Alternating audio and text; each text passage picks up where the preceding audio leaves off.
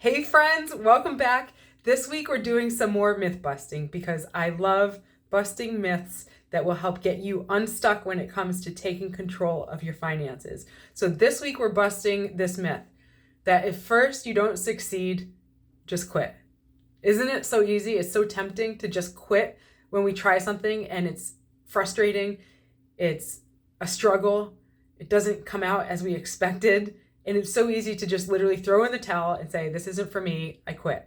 I will always say, give it 3 months. There is something about the 3-month rule. I don't know what it is, but time and time again, I've experienced it myself.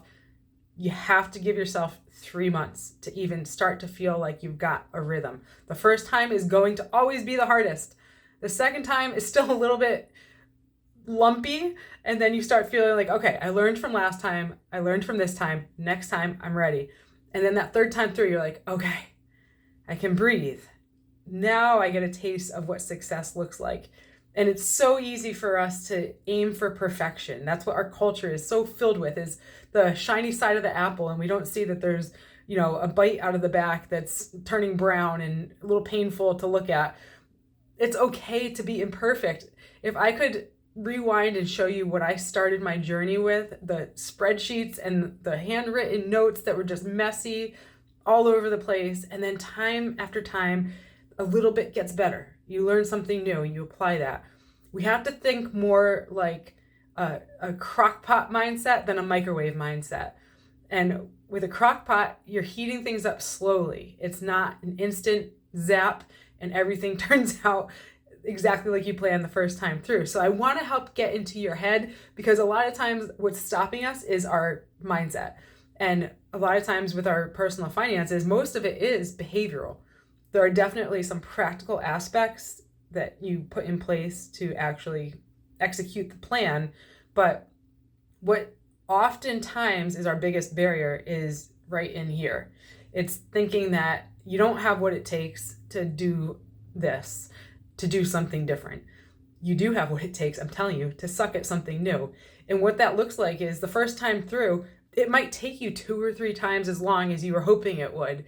It might mean that you missed something, or it might mean that you forgot something, that you knew was coming up, a birthday or something like that, took you by surprise, messed up your plan. We have to just really break the mold of perfection. We are not trying to be perfect here.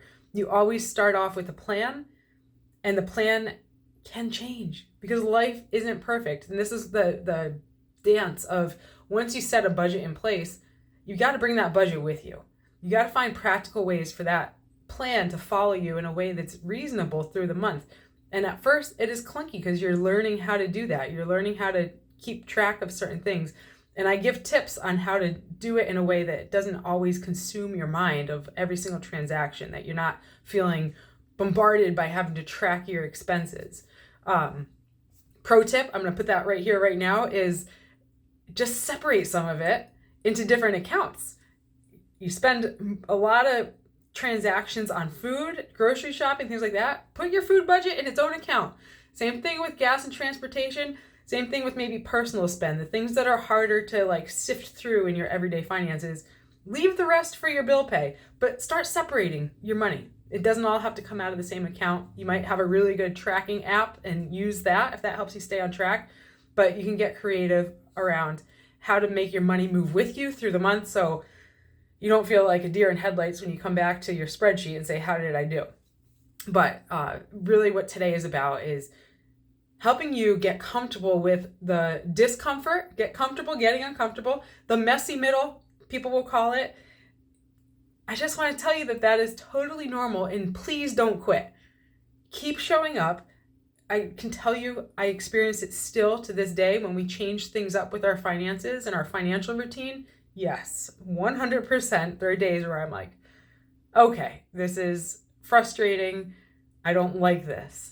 But that's okay, because your goal is to reach what your purpose is behind it. It's not to just love being in a spreadsheet. It's that the spreadsheet or the paper, the tracking system is your means to an end. It's a means to accomplish the thing that matters most. So when you know that that's what you're doing it for, it makes those little bumps in the road a little more tolerable.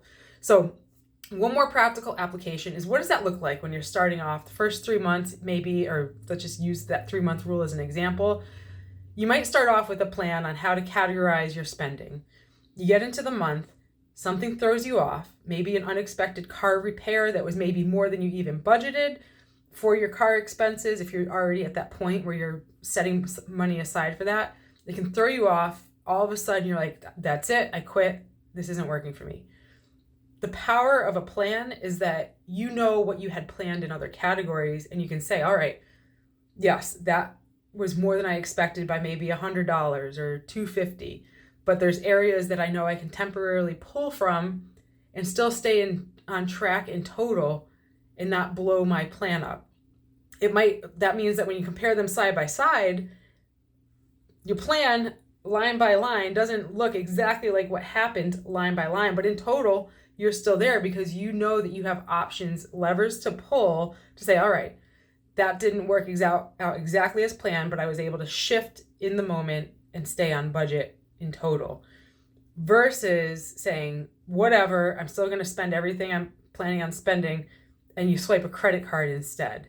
That's the power of having a plan. You know where your money's going. You have a role for all your money, and so you can change the role if you need to in the middle of the month. So this is progress, not perfection. A plan, execute it is better than, or a mediocre plan, execute it is better than a perfect plan never started, So don't aim for perfection, aim for progress, aim for one baby step at a time, and get in your head and tell that voice, yes, you can do it. Tell that voice, you do have what it takes, because you do. And I want you to believe it. So that's my motivation for you. Put it to work. Put that discipline in place. Pick a category that you're going to try to stick to this month and see how it goes.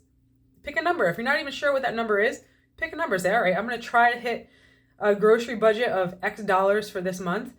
See how you do.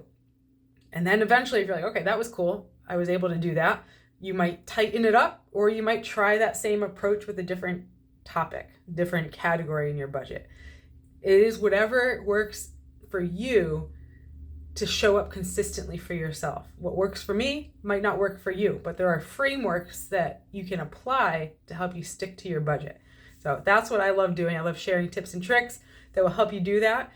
Please visit my website, Leah at Moneywise, or my website is moneywisemom.com, but you can email me at leah@moneywisemom.com, Leah. Jump into the description. I always leave a freebie for you to help take control of your finances. There's a cool little one sheet download that you can use to find 6 categories that will help you make more room in your finances today, decisions you can make today to help give you more wiggle room and start hitting your goals. So I appreciate you being here with me on this journey. I'm here for you. I want to inspire you to take control of your finances and live a life that's more purpose-driven and fulfilling when you do. Thanks for being with me, and until next week, I hope you have a great one. Bye for now.